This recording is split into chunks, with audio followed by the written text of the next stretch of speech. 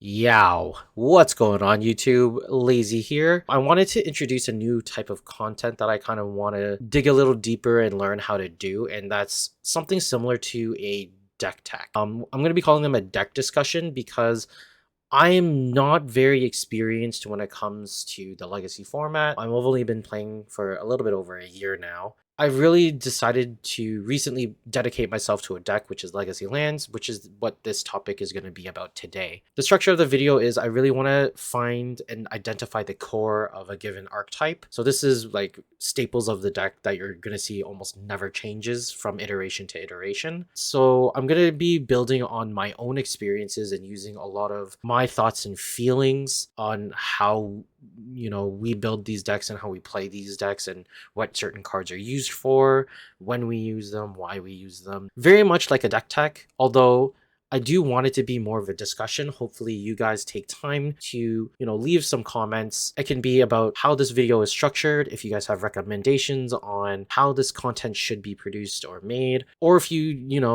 I really want to talk to you guys about how these decks are played. If you guys have a lot of experience with that deck, or if you're completely new, then I can share, what I was having a lot of difficulty with. I really want this to be kind of like a back and forth thing, and I know that YouTube might not be the best place to do it.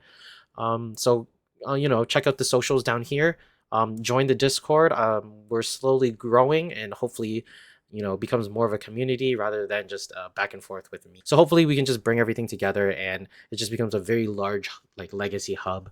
That's kind of my goal, is kind of just build a community that's not centered around competitive pro play, but just people who enjoy the legacy format, what they like, what they don't like, how much they hate wizards in the reserve list, whether they want to keep the reserve list, stuff like that. It would really be helpful for me if you guys just liked and subscribed. It really helps with the YouTube algorithm. All right, enjoy the content. So the first deck I'm going to be doing this for is going to be Legacy Lands. I have just been grinding so many games with it, and I felt like I wanted to share my experiences trying different deck lists, really digging really deep into how this deck works, how it wins, the troubles that it has, common mistakes that I've made, something that average players can come like that we run into a lot. We're by no means tournament grinders. We're just people who enjoy the legacy format, and we play our, locals or larger events like 1Ks, 2Ks, and 3Ks if your local communities offer that sort of thing. We're taking more of like this kind of perspective from someone who plays weeklies, like local events, not anyone who's trying like super hard, because Wizards doesn't really support a format like Legacy how we would really want it to. We're gonna see how this goes. This is the first time we're gonna do this kind of format. Hopefully everyone enjoys it. Hopefully it sparks something that I've been really longing for the YouTube channel, is a lot more community discussion. Please share your thoughts. If you're an experienced Lands player, I would love for you to help me out. Help me understand some of the nuances that I might be missing when I'm playing these decks, or some of the lines of thinking that I might be missing. Obviously, we can't go into corner case specific scenarios, so we'll just be talking about general situations. If you're someone who has access to Magic the Gathering Online or Moto, or MTGO if you want to call it that, goes by a variety of different names. But if you have access to all of these cards on I'm going to call it Moto, it's the fastest. So if you have access to these cards, or you have the ability to pay for a rental service, and you want to give this deck a shot, and hopefully this is like a little mini deck tech. So what we're looking at here is the core of the Legacy Lands deck archetype. The deck has historically been considered a prison style control deck with a combo finish. The combo being Dark Depths and Thespian Stage. But the moment Thespian Stage was printed, it combos with Dark Depths. So what Dark Depths says is that it enters the battlefield with 10 ice counters. When it has no more ice counters, you sacrifice it, and then it becomes a 2020 flying indestructible Merit Lodge token. Usually it's enough to kill your opponent. And how this is accomplished so quickly is through Thespian Stage. And Thespian Stage is you tap 2 mana and itself, and you get to target any land and it becomes a copy of it. How the combo is accomplished, if you're still new to Legacy, you would activate Thespian Stage targeting your Dark Depths, and because Dark Depths is a legendary land, you will have to choose one of them to sacrifice. So you're going to sacrifice the one that has ice counters on it. Once that happens, that is a state-based action, so it doesn't interact with the stack in any way. Once you've chosen which legendary land you wanted to keep, which is the Thespian stage, you then trigger the Thespian stage, which is now Dark Depths. You trigger its ability, and it checks to see if it has any ice counters on it, which it doesn't, or it doesn't enter the battlefield with the ice counters because it's already entered the battlefield. So it'll check, it'll have no ice counters, and it'll immediately go in the stack, hopefully get to make your 2020. Now, there's a lot of ways for your opponent to interact with this, right? It is a triggered ability, so your opponent can stifle it. However, it is a constant check. So even if they stifle this ability, it will resolve the stifle and then recheck again and then go on the stack again. So anyone who tries to catch you on that, just remember, your Thespian stage will be the stifle. The main source of interaction is Wasteland. So people can interrupt this. You do have to sacrifice the land in order to get your Merit Lodge. So if the ability is on the stack and then it gets destroyed somehow, you can no longer sacrifice it, so you no longer get your token. Moving on, this deck has become a lot easier to win with. For a long time, Legacy Lands has been known as one of the slowest to win decks in the format. It would always just stack out your opponent with Sphere of Resistance's effects. It would slow your opponent down, disrupt them, take away their lands, their resources, and then try to kill with the Merit Lodge. Another way that we'll see later on is through the Punishing Fire and Grove of the Burn Willows loop. We'll describe that later. It's always been an extremely slow deck, and don't get me wrong, it is still a very slow deck. However, you can beat down quite quickly ever since 2021 with the introduction of Modern Horizons 2, where you can see right here is the Urza's Saga. I'm sure all of you who are interested in learning Legacy, you've come from Modern. You're aware of this card and what it does and how powerful it is. Its ability to make constant constructs that just grow every time you activate it, and it's basically an uncounterable creature because it's stapled onto a land. This card has just pushed lands into an extremely good beatdown deck if your opponent can't deal with your constant mana disruption. So these constructs also grow extremely large because of the packages that you run with the tutor ability of the third chapter. And if you keep a hand with a lot of Mox Diamonds at the beginning, then your constructs just become very large naturally with Mox Diamonds and all of your other constructs and your other utility artifacts that you search up. These are the main plans. So the main plan A, is usually Dark Depths Thespian stage combo into Merit Lodge. The plan B is typically the Urza Saga. Now, this is where I'm going to kind of talk about one of the hardest things that I've found about the deck in my experience, is knowing which plan to take. And this largely depends on the opening hand that you keep.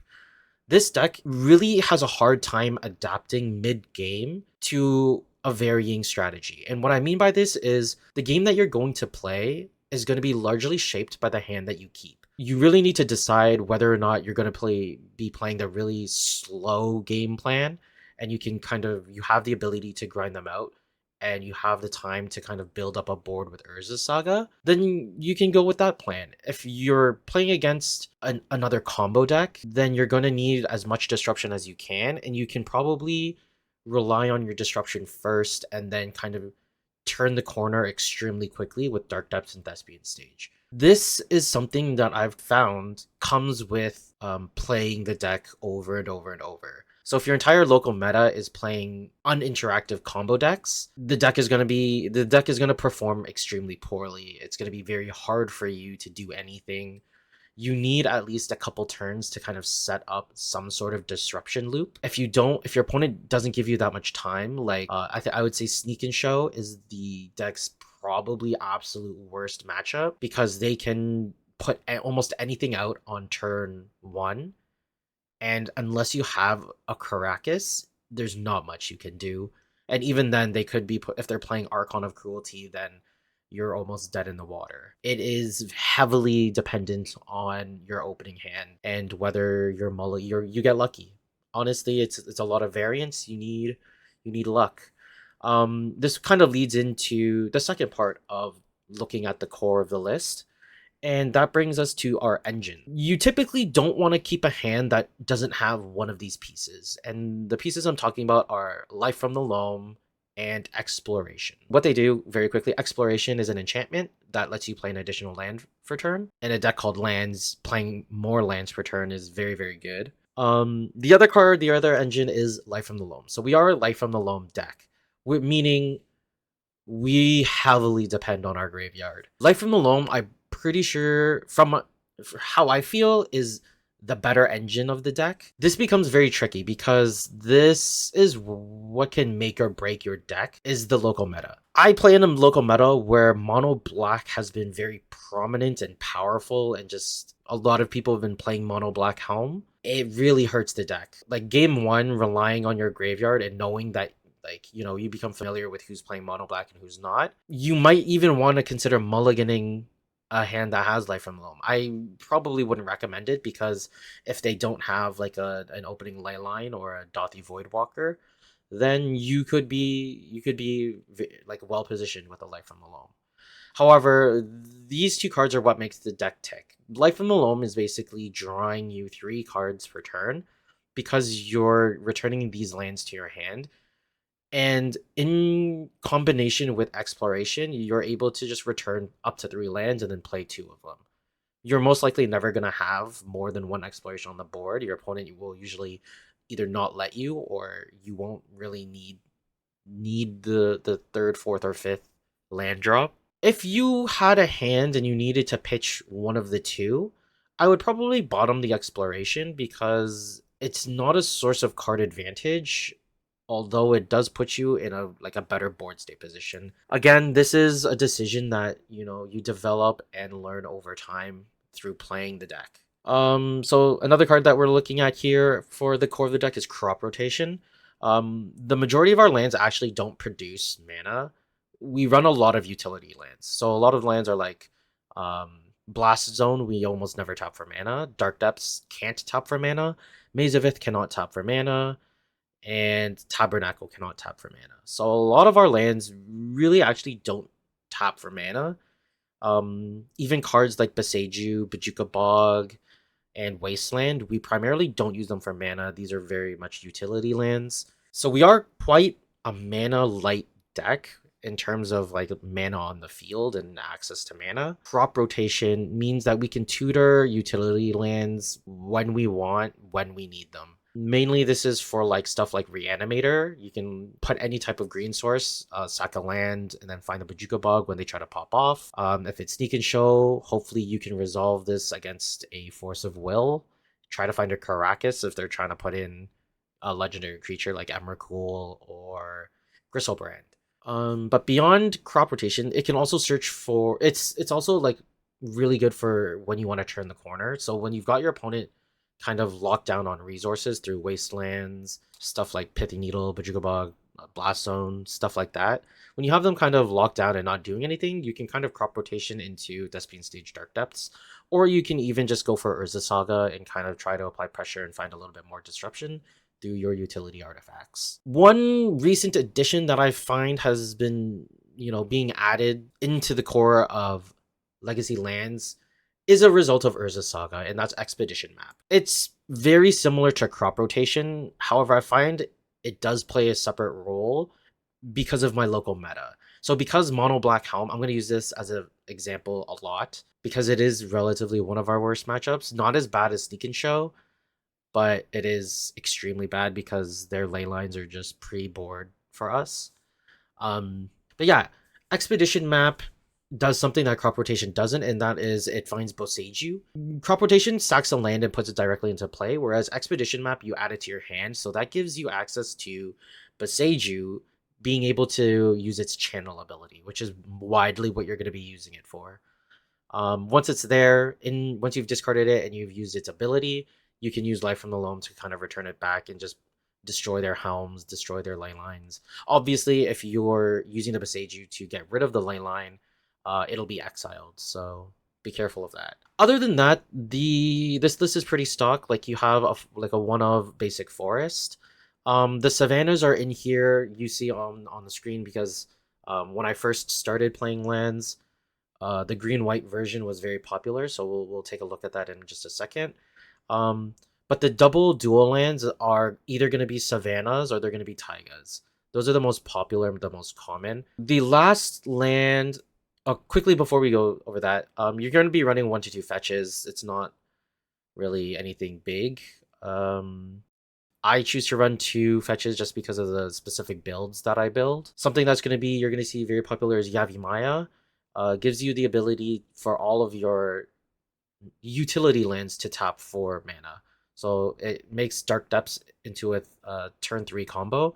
So if you open with Dark Depths, Thespian Stage, and Yavimaya, you can combo off quite quickly on turn 3.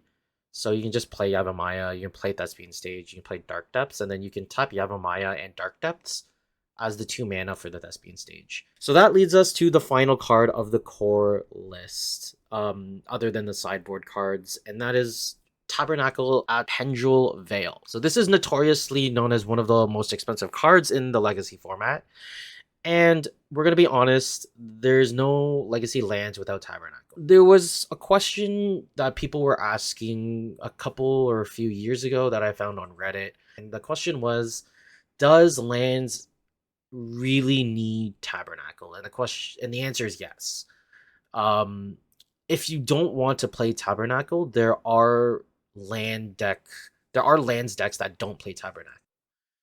The best one is probably gonna be Naya Depths or Selesnya Depths, whichever one you want to call it. That's the Knight of the Reliquary version, where it plays a very similar game plan to this, but instead of being a prison style control, it's more of a mid-range beatdown deck. The second lands deck that's very similar to Legacy lands is 8 Mulch, which plays these cards that you look at the top 4 or 5 cards of your deck and reveal all the lands that you get and you put them into your hand, and then use a card like Mana Bond to put all of them into play.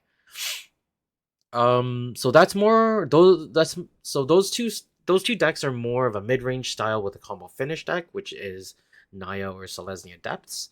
And then the other one is 8 Mulch, which is more of a combo deck, relying on Field of the Dead as beatdown to kind of generate as many zombies as you can. The reason why Tabernacle is needed is because Legacy Lands is known as the prison style lands deck, and the prison really comes from Tabernacle. Being able to disrupt your opponent's mana in so many ways through Boseiju, Wastelands. We'll see later on. I like playing a single Ghost Quarter to get rid of basic lands, but being able to kind of control the opponent's mana base and then having a Tabernacle out to control their creatures is really where the deck is a staple.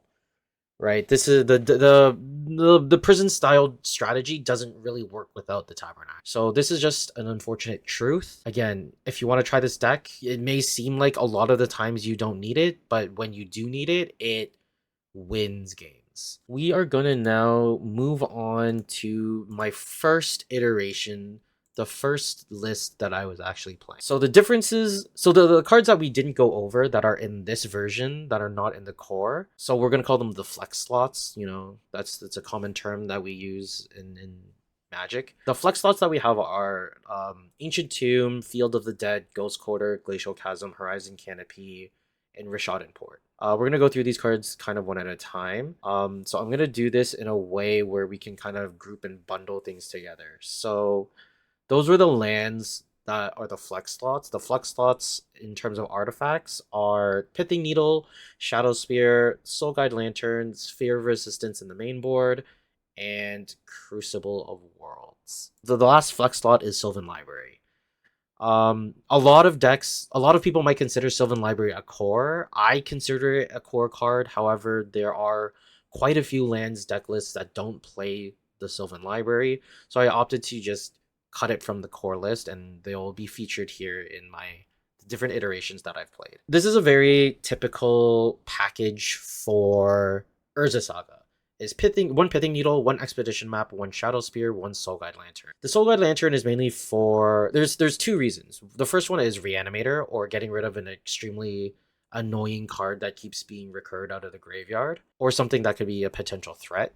So if someone is playing a Snapcaster Mage Swords to Plowshares deck, then taking away the Swords to Plowshare one time is pretty convenient. Otherwise, you're mainly using it for its tap and sacrifice ability, which is exiling each opponent's graveyard. Very good against Reanimator. Anything that relies on the graveyard, it is very good against. The second one is a very nuanced play, which is saving Life from the Loam from graveyard hate. When it is in the graveyard, you can activate Soul Guide Lantern and in Likeness, Horizon Canopy underneath the Ghost Coder and on top of the Caracas. You can use both of these abilities to draw a card. If your opponent is trying to Surgical Extraction, for example, your Life from the Loam, you can activate the draw ability of both of these cards to dredge 3 and get it out of the graveyard before your opponent can Surgical Extraction it. That will cause the Surgical Extraction to fizzle. You'll get your Life from the Loam back. You've then dredged 3 cards, and you're living the good life. Shadow Spear is quite self-explanatory. It's largely a staple with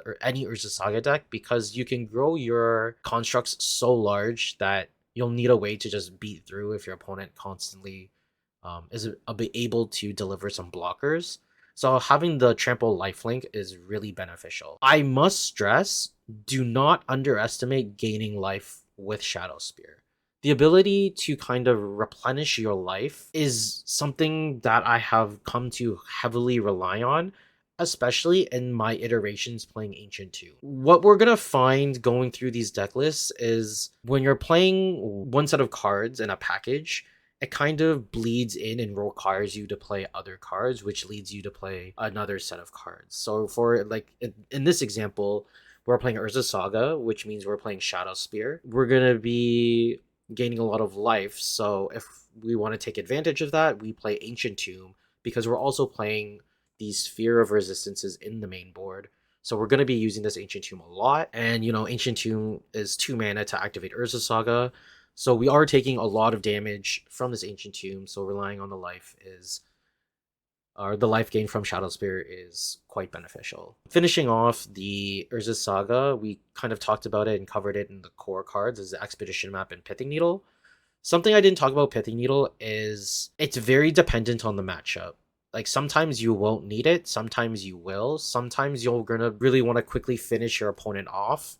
And if they have a wasteland, be careful naming wasteland because you do run wastelands yourself. If you think you can finish them off with the Merit Lodge, activate or get the Pithing Needle, name the wasteland, and then protect your Merit Lodge at all costs. This version has Field of the Dead. This was a meta call. This was in like the peak of when everyone was playing mono black Helm in my locals, so I needed a way to kind of not rely on Life from the Loam as an engine and still be able to reliably kill.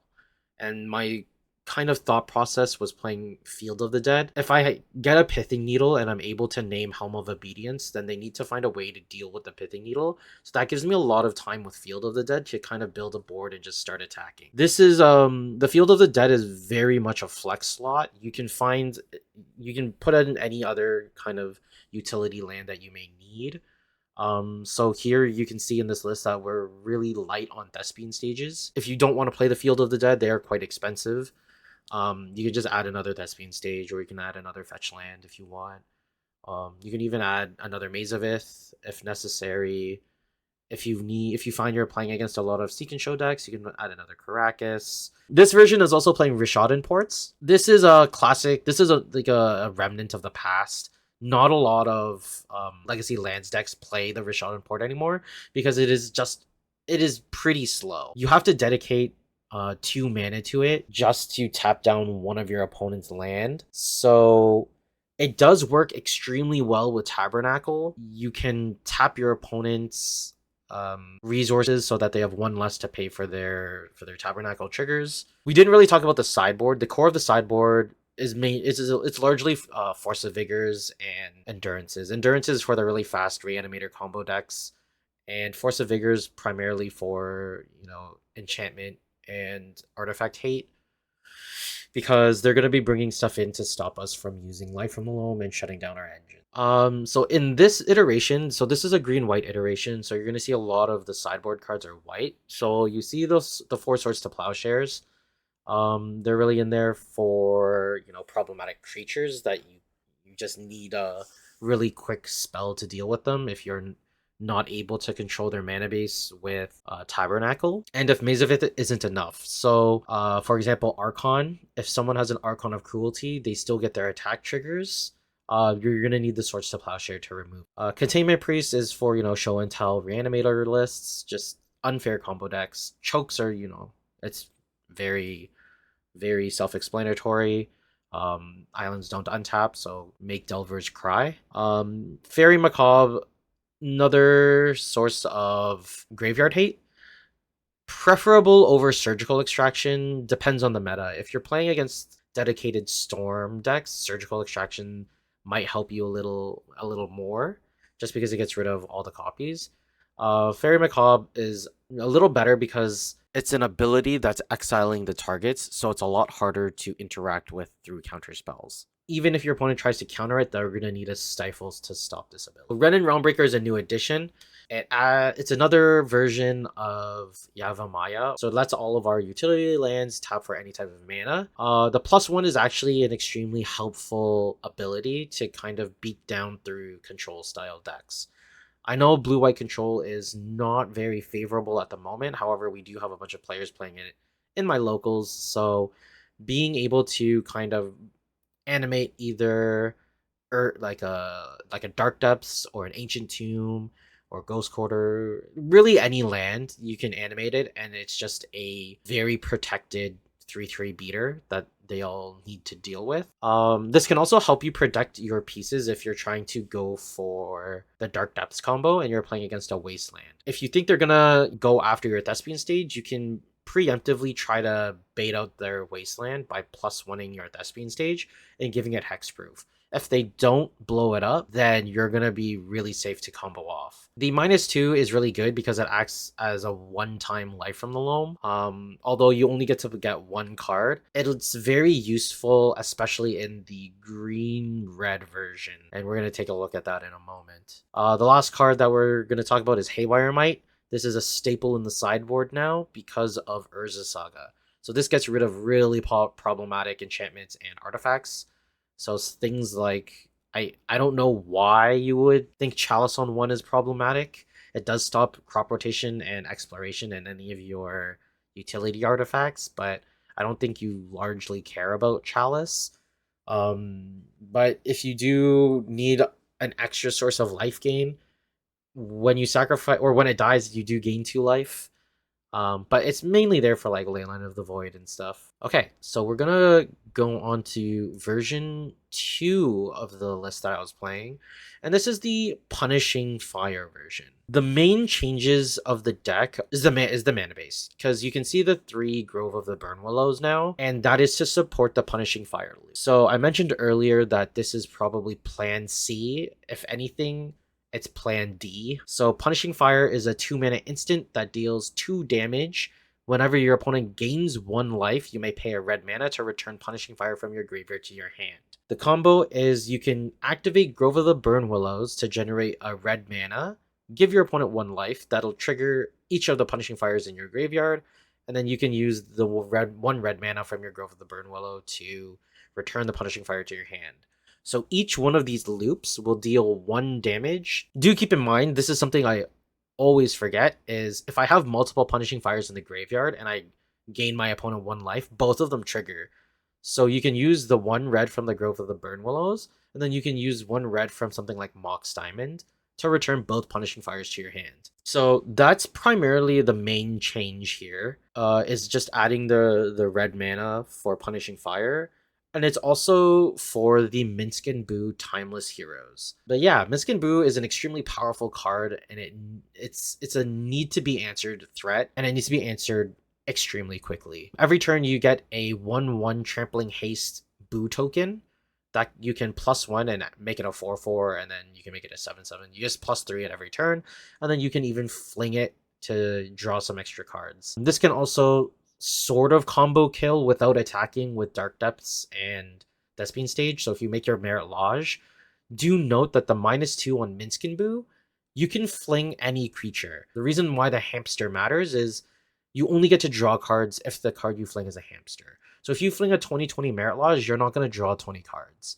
If you throw a 4/4 Boo token, you will draw 4 cards. A big change between the first iteration and this iteration is that Sphere of Resistances have now been shifted into the sideboard. I do consider Sphere of Resistance a staple of Legacy lands because it plays into the prison style of archetype. This is what helps tax your opponent and, you know, makes everything cost more. We largely don't really care because we are playing lands, and technically our spells are lands. So we don't really mind too much with the sphere. However, in this version, we are playing and pretty heavily relying on Minsc and Boo. So in this iteration, I think Plan A was Dark Depths Thespian Stage. Plan B, Plan C is interchangeable between Urza Saga and Minsc and Boo. And then Plan D is, you know, Punishing Fire. You don't really want to play sphere like multiple Sphere of Resistances when you're trying to land a Minsc and Boo onto the battlefield. A lot of our lands don't tap for mana. We really can't tax our own planeswalker if we don't have to. Generally, anytime you're bringing in the Sphere of Resistances, you're going to be wanting to board out the Minsc and Boo. You might want to keep one Minsc and Boo just in case, because if you're bringing the Sphere of Resistances against control, being able to land a Minsc and Boo against control is extremely game. We also see that we kept our Ren and Realm Breakers. We kept the Force of Vigors and the Haywire Might. We brought back the Wear and Tear. This is just another way to deal with artifacts and enchantments. So you can see that I'm still trying to take care of Helm of Obedience combo. There is a Glacial Chasm that was in the main board. It is now in the sideboard. That was just for like big creature decks. There was a Cloud Post player in our meta, and being attacked by an Ulamog is not very fun, so we kept the Glacial Chasm just in case. Other than that, we can move on to the third iteration. So the third iteration here, we kind of moved to like a Naya version. Although this may look okay, it is extremely clunky, and I probably wouldn't recommend trying this. A lot of your lands don't tap for mana. You're stretched pretty thin on your colors already, so being 3 colors is not recommended if you don't have to. I was trying to get the best of both worlds here. The main changes in the deck is, you know, the mana base. We have the Savannah back in here. We have the Windswept Heath and the Horizon Canopy for the white. Went up Maze of Ith to 3. And then there's 2 Endurances in the main board, and then there's also a Ren and Realm Breaker in the main board. So this takes a little bit of inspiration from Thraben Yu's recent lands video that he uploaded a couple weeks ago. I would say take a look at his version. His version is a lot more streamlined because I'm pretty sure it's only 2 colors. I'm not too big of a fan of having the Ren and Realm Breaker in the main board, I don't think. I kind of really wanted in very specific matchups, so anything running like Wasteland, Prismatic Ending, and or Swords to Plowshares. Anything running those, I want to board in the Ren and Realm Breakers, and they become my plan A, Plan B instead of Dark Depths and Thespian Stage. One important change that they added was a second expedition map. I cannot stress how good this has been. Being able to constantly find Urza Sagas, like loop Urza Sagas over and over, has been probably the best thing to come out of this iteration. Just a quick look at the sideboard. Even though it's not a version I recommend, there's Pyroblasts, Red Elemental Blasts. You might as well take advantage of playing red while you are. Minsc and Boos are in the board, and just in case. There is a Collector Oof for any artifact shenanigans. So the deck came out, and it was largely to fight the One Ring Menace, or the 8-key deck that was popping off with Grim Monoliths and stuff. So there's a Collector Oof in there. So moving on to iteration 4. This is just fixing the mistakes that we made the previous week. We just cut red, and we wanted to just give the streamlined version a try. So the big changes here are Sphere of Resistances are back in the main board. Combo was picking up again in my metagame, so main boarding the Sphere of Resistance really helped. Because we're, you know, 4 main board Sphere Resistance and now very much relying on Urza Saga Thespian Stage, we put in an additional Ancient Tomb. So instead of 1, we're now playing 2. We brought back the Field of the Dead and the Ghost Quarter. I didn't like Thraben Yu's list of playing so few Thespian stages, so I went up to 4 Thespian stage. And then my friend was borrowing my Shadow Spear, so I kind of added a currency converter, which is very old tech. So the currency converter is something that we haven't discussed before, but whenever you discard a card, you can exile that card from the graveyard. Its ability is tap 2. You can loot, so draw a card and then discard a card. And then you can just tap it and then put a card that's exiled with currency converter into your graveyard. So you take it from exile and put it back into your graveyard. If it's a land, you get a treasure. If it's a non-land, you get a 2/2 black rogue creature token. So this is kind of a secondary Field of the Dead. It also helps you churn through your deck. I thought it wouldn't be too bad against mono black, although I am losing cards and putting it into exile rather like through the ley line instead of the currency converter. I still get to draw an extra card. It's just a source of, it's just a way of getting rid of cards that I don't need and finding answers to what they're trying to do. So you can see a lot of my decisions and, tweaking is really based around my meta, and this is something that you really need to do with lands. It's not really a deck where you can have a stock list. It's not like Delver where, or like old Delver, like pre Orcish Bowmaster days, where basically 58 cards was the core of the deck and you had very, very fine lines of flexibility. Lands is because it's more of a control and prison style deck, you really do need to tweak to your local meta, which makes it a pretty hard deck to play in an open tournament. So changes to the sideboard, we're back on white, so we add all 4 Swords to Plowshares back. We put endurances into the sideboard, so we went down Fairy Macabre and wanted to play a little bit more endurances.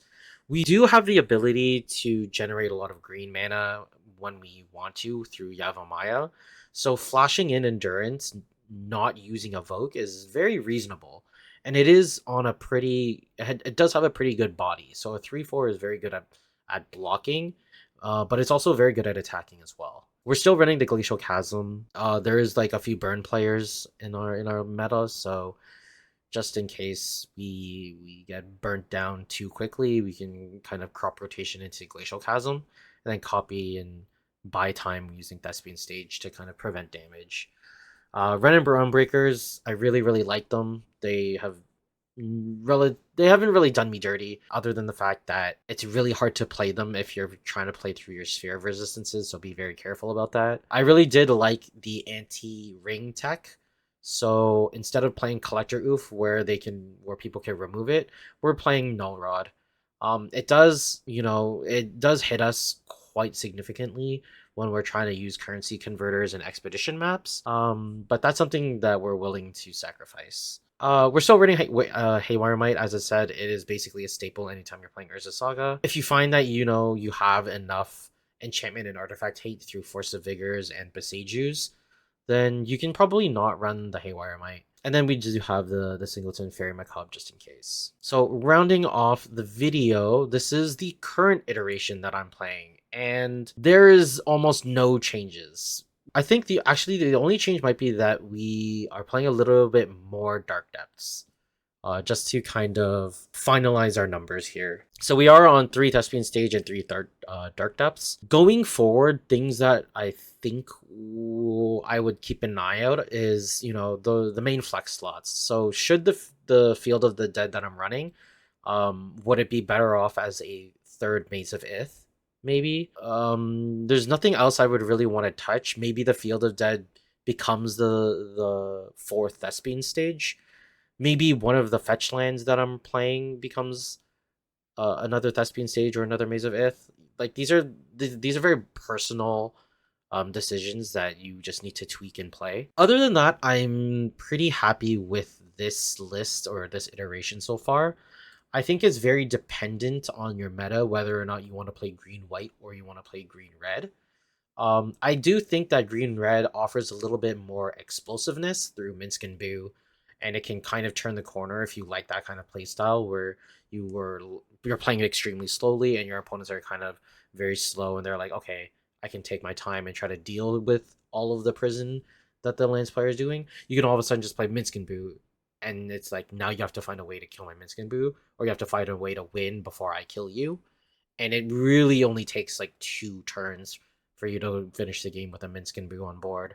That's just how powerful it is. Just a quick tip: if you do play Merit Lodge, you don't have to pay the upkeep trigger for Tabernacle. So here it says all creatures have at the beginning of your upkeep destroy this creature unless you pay 1. Merit Lodge's indestructibility, stops it from being destroyed. Although your opponents may have to pay the 1, if you have a Merit Lodge, you do not have to pay the 1. You can just let this ability resolve and it will not get destroyed because of the indestructibility. My recommendations would be that if you have the cards, you can put the deck list together, and I would suggest just proxying Tabernacle. Hopefully your local meta will allow proxies. We do have a few local stores here that allow proxies for some events, but it is a very unique style deck. Like, no other Legacy deck plays similarly to it. I mean, I did name like Naya Depths and I did name 8 Mulch, but those decks are very, like, each of the decks are very different and they're very unique. It is a prison style deck, but it's nothing like mono red prison, or Dragon Stompy, if you want to call it that, where Dragon Stompy really wants to, Blood Moon you, Trinisphere you, or Chalice you on turn 1, and then beat you down with a Goblin. Lands is much slower than that, and if I'm going to be honest, Lands probably loses that match to mono red Stompy because of Blood Moon. Blood Moon is very hard to deal with. Actually, Blood Moon is not as hard as it is Magus of the Moon. Because we have Beseiju, we can blow up Blood Moon. We also have Force of Vigors out of the board. Magus of the Moon is a very completely different story. You would if you're playing the red-green version, then your answer is Punishing Fire to kill the Magus. If you're playing the green and white version, then Swords to Plowshares is your answer. Other than that, I think that comes to the end of the video. So this is more of like my experience with the deck, what I've learned, what I've come to, like how I iterate, how I like my paths of thinking, kind of like what I think the core of the deck is. Please, if you're a Legacy Lands lover or professional or grinder, someone with more experience than me, I've only been playing the deck for a couple months. Give me new tech, explain some things. I know a lot of decks only play 1 Beseiju, so I've opted to always play 2 just because of the meta. But yeah, if you have questions, shoot me a question. I will link all of these deck lists below in the description. I'll have each of the iterations, and I will keep updating them as I use them as reference points for myself. Hopefully you enjoyed this. If you do, please give a like and comment. I am debating on whether or not I should do this for other decks, but yeah, I just wanted to offer a different kind of content on the channel. I know it was really rough. I have a lot of learning to do. I'm very uncomfortable looking straight into the camera and just talking to you guys. So hopefully I get more practice and hopefully everything just gets better from here. If you have any comments or suggestions on how this video is produced, please let me know. I am always looking to grow. That'll bring us to the end of this one. Thank you so much for watching or listening. Have a good one.